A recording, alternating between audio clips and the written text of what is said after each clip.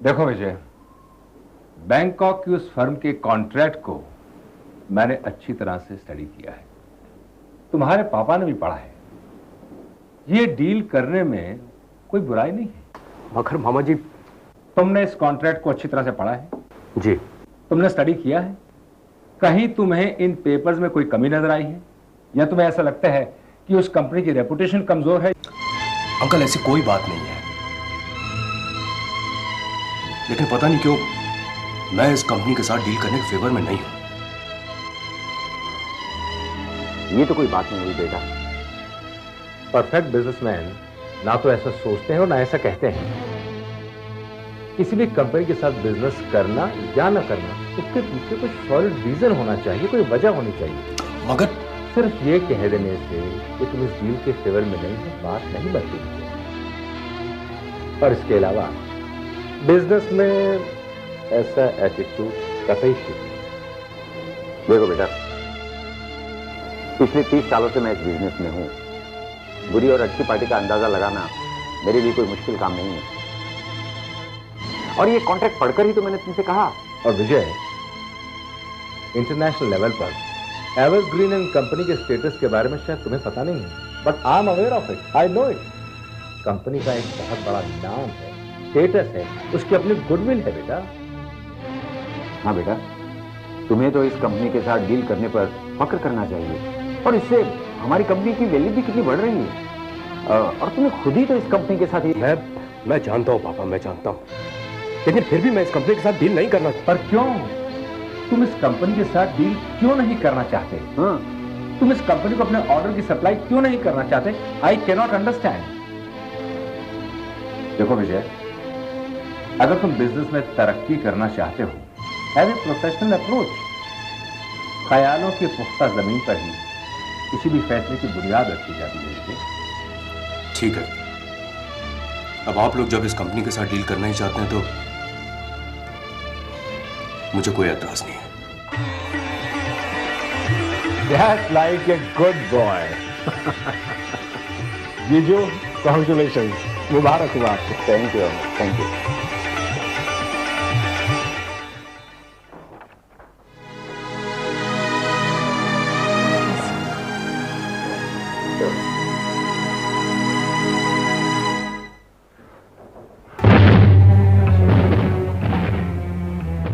क्या मैं पूछ सकता हूँ मिस्टर श्रीवास्तव कहाँ मिलेंगे? आप? वर्मा कहते हैं मुझे। श्रीवास्तव जी मेरे दोस्त भी हैं और रिश्तेदार भी हैं। इन्हें श्रीवास्तव से मिलवा दो। Okay sir. Thank you sir. ये साहब कौन थे? ये हमारे बॉस मिस्टर बलराज चौधरी जी के बेटे मिस्टर विजय चौधरी थे। ओह, ये है विजय चौधरी।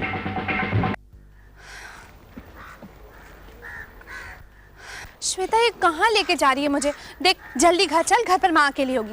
एक तो बिना बुलाए घर पर आ गई, जबरदस्ती मुझे शॉपिंग के लिए बाहर ले आई, और अब पता नहीं कहाँ। चलो भी ममता भाई, ये भाभी वाले नखरे अभी से मत शुरू कर देना। अभी 2-4 दिन बाकी है, समझी? श्वेता, तू भी ना इतनी शरारती है ना कि बस रास्ता, सदन, घर कुछ नहीं देखती, बस बक बक बक बक चालू ही रहती। अरे तू तो हवा का नाराज हो रही है। मैं तुझे कोई ऐसी वैसी नहीं, बहुत अच्छी जगह ले जा रही हूँ। जहाँ तू जाएगी ना तो तू भी बहुत खुश हो जाएगी। देख कौन तेरा वेट कर रहा है।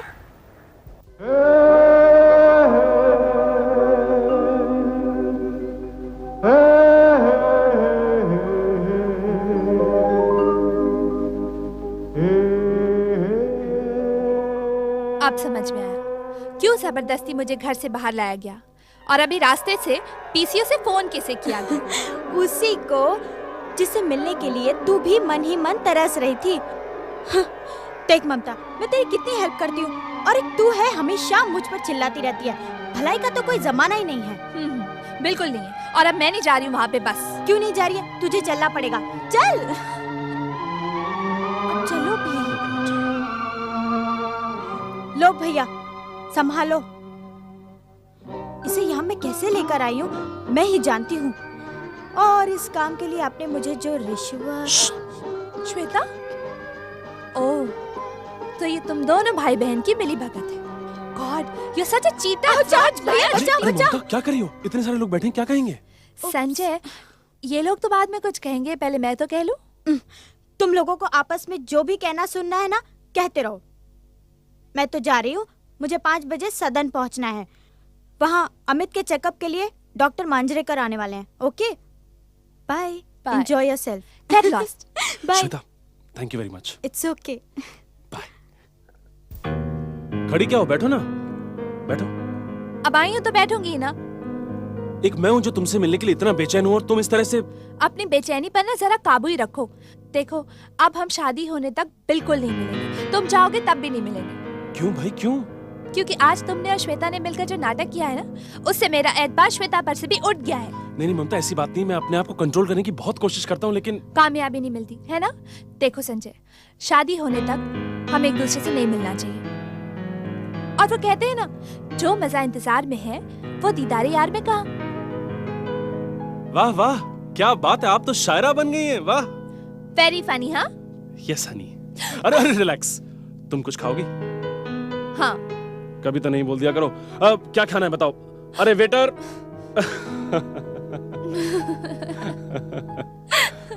बैठिए ना, बैठिए डॉक्टर। डॉक्टर साहब, मैं जानती हूँ आप बहुत बिजी हैं, पर मैंने डॉक्टर दास से पर्सनली रिक्वेस्ट की। आपको तकलीफ हुई हो तो। ये आप क्या कह रही हैं? मैं जानता हूं कि आपने मुझे पर्सनल काम के लिए यहाँ नहीं बुलाया है। आपका तो काम ही दूसरों की सेवा करना है, इसलिए निश्चित ही आपने किसी और के लिए मुझे यहाँ। नहीं डॉक्टर साहब, आप जिसका इलाज करने जा रहे हैं वो कोई दूसरा या गैर नहीं है, मेरे अपने बेटे जैसा ही है। मेरे कहने का मतलब भी यही था Mrs Chaudhary. By the way, उस पेशेंट की पूरी केस हिस्ट्री मैंने इन्हें अच्छी तरह समझा दी है। Yes madam. डॉक्टर दास ने मुझे पेशेंट के सारे सिम्टम्स बता दिए कि वो क्या कहता है, क्या करता है, क्या सोचता है। कभी कभी तो इतना एबनॉर्मल हो जाता है कि उसकी वो हालत देखी नहीं जाती डॉक्टर। आई नो मैडम, ऐसे पेशेंट कभी कभी ऐसा करते हैं। यूँ तो ऐसे केसेस काफ़ी कम होते हैं। हालांकि इस केस में मेरी काफ़ी दिलचस्पी है क्योंकि ये केस सबसे अलग है। आप क्या लेंगे, चाय, कॉफी या ठंडा? नो मिसेस चौधरी, फिलहाल तो मैं पेशेंट को देखना चाहूँगा। ठीक है। शकील, इन्हें अमित के पास ले जा। जी बिल्कुल, आइए डॉक्टर। डॉक्टर, अमित ठीक तो हो जाएगा ना? बिल्कुल, मैंने आपसे पहले ही कहा था। डॉक्टर मांजरेकर मनोविज्ञान के स्पेशलिस्ट हैं, मुझे पूरा विश्वास है वो अमित की बीमारी को झट से पकड़ लेंगे। ऐसा होगा तो अच्छा ही है। ऐसा ही होगा मिसेस चौधरी, मुझे पूरा भरोसा है डॉक्टर मांजरेकर पर। वो इस केस को बड़ी ही सावधानी से ट्रीट करेंगे और अमित बहुत ही जल्दी अच्छा हो जाएगा। मुझे आपसे कोई बात नहीं करनी। आप क्या मुझे पागल समझते हैं? अरे पागल नहीं हूं मैं, आप जैसे लोगों को तो मैं पागल समझता हूँ। चले जाइए यहाँ से, अच्छे भले इंसान को पागल बनाने चले जाए। Get out, हो गया। मेरे डॉक्टर, मेरे कमरे में आया कैसे तू? छोड़ सके, तू आया कैसे मेरे कमरे? मारोगे सारे को। यार कोमल का पीस तेरे, what is this? आया मत तुम्हारा। अमित, चलो अंदर। क्या मुझसे भी जिला की है? डॉक्टर साहब, आपको चोट तो नहीं लगी? No, it is all right. क्या हुआ? वो अमित ने जयराम काका की तरह इन्हें भी। आई एम सॉरी डॉक्टर, मैंने आपसे कहा था।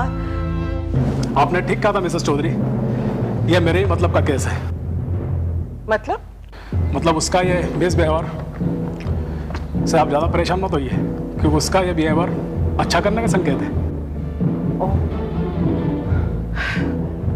चलिए हम केबिन में बैठते हैं। शकील, इसका ध्यान रखिए। हाँ डॉक्टर मांजरेकर। आपने ठीक कहा था डॉक्टर दास, अमित को पोरफायरोफोबिया बीमारी है। पोरफायरोफोबिया, ये कौन सी बीमारी है? इस बीमारी में पेशेंट पर्पल कलर देख के एकदम भड़क जाता है और उससे इस बीमारी का दौरा पड़ने लगता है, और वो अपने अजीज से अजीज आदमी के साथ भिड़ जाता है और उसे इस बात का होश ही नहीं रहता कि उसके सामने कौन खड़ा है। हालांकि उसे इस बात का बाद में पछतावा होता है। हाँ, अमित के साथ कुछ होता है, ऐसा ही है। पर डॉक्टर साहब, इसका इलाज? मैंने कहा ना, इसका इलाज है। मनोविज्ञान मेडिसिन से ज्यादा संबंधों और योग विज्ञान पर बेस्ड है। अमित को वही सुधार सकता है जिस पर वो सबसे ज्यादा गुस्सा करता है। गुस्सा तो वो लगभग सभी पर करता है, बाद में पछताता भी है, रोता है, माफी भी मांगता है। डॉक्टर दास, अमित का केस बताते हुए आपने श्वेता चौधरी नाम का जिक्र किया था और यह भी कहा था कि अमित को जब भी गुस्सा आता है तो वो श्वेता चौधरी पे ही निकालता है। मैंने आपको वही डिटेल्स दी हैं जो मिसेस चौधरी ने मुझे बताई थी। इन्होंने आपसे ठीक ही कहा था डॉक्टर, श्वेता मेरी बेटी है। दरअसल अमित को हमने श्वेता के सामने कुछ नर्वस सा होते देखा है। श्वेता ने भी ये बात हमें बताई और इसी नर्वसनेस का शिकार होकर सबसे ज्यादा गुस्सा अमित ने श्वेता पर ही किया है। मिसेस चौधरी, इस केस में श्वेता हमारी काफी मदद कर सकती है, क्या आप उसे बुला सकती हैं? माँ मैं आ गई। आओ बेटी, बहुत लंबी उम्र है तुम्हारी, आओ। श्वेता, ये डॉक्टर मांजरेकर है। डॉक्टर मांजरेकर, ये मेरी बेटी श्वेता, और इनको तो तुम जानती ही हो। डॉक्टर साहब अभी तुम्हारा ही जिक्र कर रहे थे। मेरा? पर क्यों? ट्रीटमेंट तो अमित का होना है ना माँ? तुम्हें इसी सिलसिले में याद किया जा रहा था। श्वेता, मैंने सुना है कि अमित ज्यादातर गुस्सा तुम्हारे ऊपर ही निकालता है और तुम्हें गुस्से में बहुत कुछ बोलता भी है। कई बार नहीं डॉक्टर साहब, कई बार, और हर बार वो पछताया भी है, रोया भी है, और उसने अपने इस मिसबिहेव के लिए मुझसे माफी भी मांगी है। श्वेता, अमित जिस बीमारी का शिकार है, हमसे बेहतर उसका इलाज तुम कर सकती हो। मैं कर सकती हूँ उसका इलाज? Oh no. डॉक्टर साहब ठीक कह रहे हैं श्वेता, तुम ही इस मामले में उनकी मदद कर सकती हो। पर कैसे?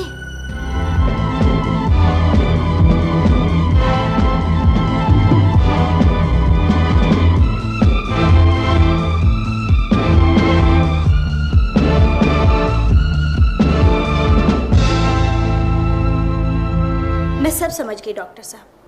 मैं जल्द ही अमित के साथ वही ट्रीटमेंट करूंगी जो आपने मुझे बताया है। गुड, कुछ ही दिनों में पॉजिटिव रिजल्ट आप लोगों के सामने आएंगे, but be careful. All the best. Thank you doctor साहब, बट डोंट वरी, मैं उसे हैंडल कर लूंगी। अच्छा तो मिसेस चौधरी, अब हमें इजाजत दीजिए। वक्त जरूरत हम अमित के बारे में जानकारी लेते रहेंगे। Thank you doctor. डॉक्टर साहब, मेरे बेटे की शादी है, आप उस मौके पर। मिसेस चौधरी, इसके बारे में आपको कहने की जरूरत ही नहीं है, ये तो हमारे घर की शादी है, हम दोनों जरूर आएंगे। क्यों डॉक्टर साहब? तो नहीं। अच्छा।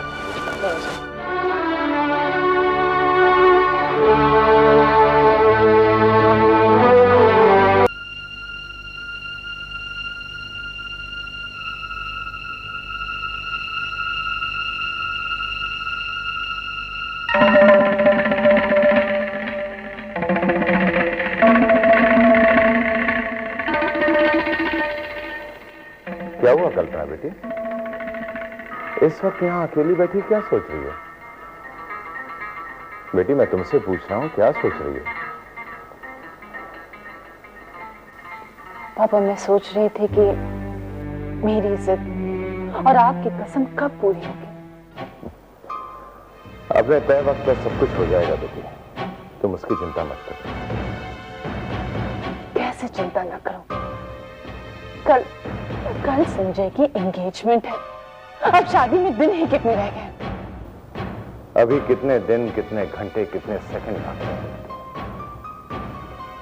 और एक छोटे से काम के लिए हमारे पास बहुत वक्त है। ऐसा आपको लगता है पापा, पर सच्चाई तो यही है कि आज तक हम उन लोगों का कुछ भी नहीं बिगाड़ पाए। हम अपनी मंजिल की तरफ एक कदम भी अब तक नहीं बढ़ा। कल्पना बेटी, कभी कभी एक कदम ही मंजिल तक पहुंचा देता है। लेकिन कब पापा? कल्पना, मैं लोहे पर चोट तब लगाऊंगा जब लोहा पूरी तरह से गर्म हो जाए, और मैं उस वक्त का इंतजार करूंगा। इंतजार क्या बेटी, समझो मैं सारा इंतजाम कर चुका हूं। सब कुछ होगा बेटी, जरूर होगा। और ऐसा होगा कि बलराज चौधरी और उसका खानदान किसी को मुंह दिखाने के काबिल नहीं। बस इंतजार करो बेटी, जाओ जाकर सो जाओ। मैं किसी की नींद उड़ाने जा रहा हूं।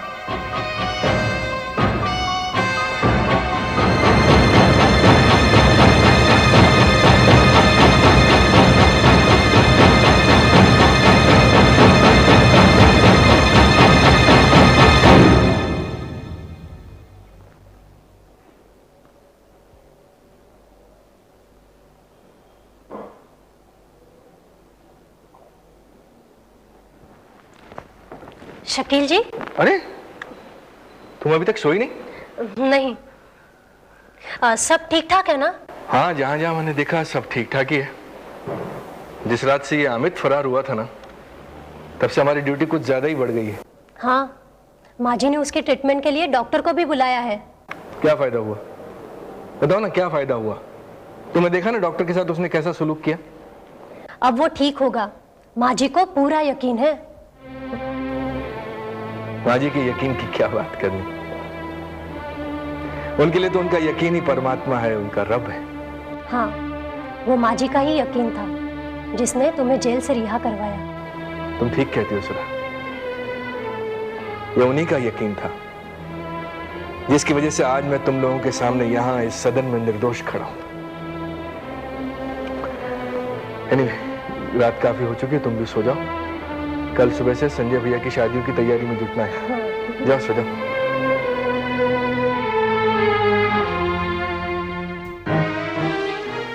I can understand your problem जीजू।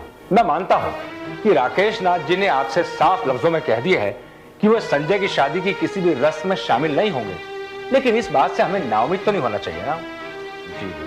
मैं आपसे यह कहूंगा कि आपको एक बार दोबारा वहां जाकर उनसे मुलाकात करनी चाहिए। नहीं अमर नहीं, मैं वहां दोबारा हरगिज नहीं जाऊंगा।